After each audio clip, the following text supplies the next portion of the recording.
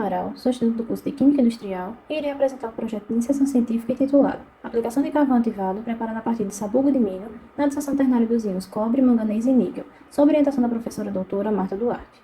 Este trabalho tem como objetivo avaliar a aplicação do carvão ativado, preparado a partir de sabugo de milho, para remover os íons cobre, manganês e níquel de solução em sistema ternário, visando agregar valores de resíduo. Com relação aos Objetivos de Desenvolvimento Sustentável, o projeto se enquadra na categoria 12, Consumo e Produção Responsáveis, tendo em vista que foi utilizado um resíduo agroindustrial para o tratamento de resíduos presentes em soluções aquosas.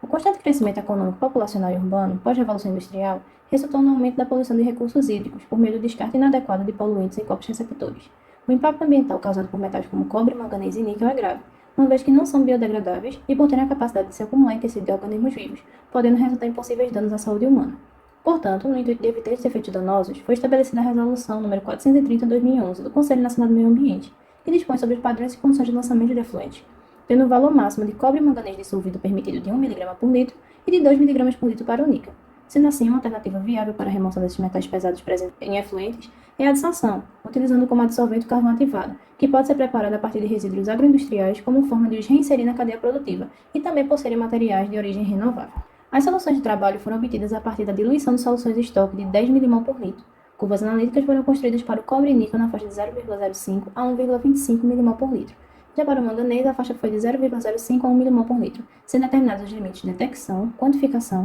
coeficiente de variação e faixa linear de trabalho para as três curvas. Para o preparo da dissolvente, foi utilizado sabugo de milho seco em estufa a 105 graus Celsius, por 16 horas. Em seguida, ativado quimicamente com ácido fosfórico por 16 horas a 110 graus Celsius. Então, carbonizado a 500 graus Celsius em múltiplo durante 1 hora, seguido de uma lavagem por imersão com bicarbonato de sódio 1%, até atingir pH 6. Foi realizada a caracterização da dissolvente por meio da espectrometria do infravermelho por transformada de Fourier, utilizando a técnica de reflexão total atenuada, com resolução de 2 cm a -1 e número de onda variando de 4.000 a 500 cm a -1, no intuito de identificar os grupos funcionais que favorecem a adsorção de íons metálicos. Foi realizado também um estudo da influência do pH inicial da solução, no intuito de determinar o pH de trabalho, evitando a faixa de precipitação. Já o estudo cinético foi realizado utilizando 0,1 grama de carvão ativado em 50 ml da solução ternária, contendo os íons cobre, níquel e manganês a diferentes concentrações sob agitação constante a 300 rpm, no intervalo de 0 a 480 minutos, sendo os modelos de pseudo-primeira ordem e pseudo-segunda ordem ajustados aos dados experimentais. No estudo de equilíbrio de adsorção, foram utilizadas soluções em diferentes concentrações iniciais, sob agitação constante por um período de 16 horas, sendo avaliadas 4 diferentes temperaturas, uma das isotérmicas de Langmuir não modificado, Langmuir estendido, Langmuir modificado, CIPS não modificado e CIPS estendidos foram ajustados aos dados experimentais. Os valores referentes às curvas analíticas estão apresentados na tabela 1. Sendo assim, analisando os valores do coeficiente de variação e do coeficiente de correlação linear, pode-se verificar que o método analítico utilizado é preciso e exato. Comparando o espectro do sabugo de milho e do carvão ativado, foi constatado o desaparecimento da banda relacionada à ligação oxigênio-hidrogênio, associada à desidratação da biomassa após a carbonização, assim como o surgimento de um pico atribuído à ligação tripla carbono-carbono. Também foi possível verificar bandas associadas a ligações duplas carbono-oxigênio em grupos carboxílicos e ligações simples carbono-oxigênio de álcoois. Sendo assim, de forma geral, é possível observar que a ativação química provocou uma diminuição dos grupos fenólicos e aumento dos grupos carboxílicos, que favorece a adsorção de íons metálicos. Para a avaliação do efeito do pH inicial da solução, foi verificado que a maior remoção dos íons metálicos ocorre, respectivamente, para o pH inicial 3, 6 e 4, para o cobre, manganês e níquel. Sendo assim, optou-se por trabalhar em pH 4, de modo a evitar a região de precipitação dos íons e obter a maior remoção possível para o sistema ternário.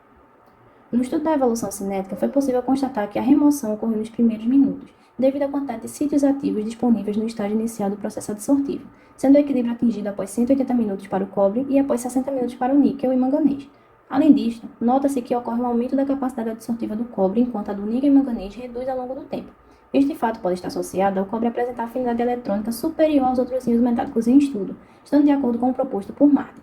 O modelo que melhor se adequou aos dados experimentais foi o de pseudo-segunda ordem para o cobre e níquel e pseudo-primeira ordem para o manganês, uma vez que apresenta o coeficiente de regressão linear mais próximo de 1 e menores valores para o Q quadrado reduzido. O estudo de equilíbrio mostrou aumento da capacidade adsortiva do cobre e decaimento do níquel e manganês, indicando que os íons metálicos em estudo exercitam a competitividade na ocupação dos sítios ativos, sendo o modelo que melhor representou os dados experimentais o de Langmuir estendido, com Q quadrado reduzido igual a 0,0002 e R quadrático igual a 0,964. Além disso, no estudo do efeito da temperatura, foi verificado que não há influência significativa da temperatura do sistema, na faixa estudada, uma vez que os valores da capacidade adsortiva são equivalentes nessas temperaturas. Desta forma, o trabalho em questão foi eficiente na remoção dos íons cobre, manganês e níquel em sistemas ternários, demonstrando um método alternativo para o tratamento de águas residuais, de modo a reaproveitar o sabugo de milho, resíduo agroindustrial, sem valor comercial e produzido em larga escala, reinserindo assim este material na cadeia produtiva e contribuindo com a discussão para a melhoria das condições ambientais. Por fim, agradeço aos órgãos de fomento que auxiliaram a subsidiar este trabalho.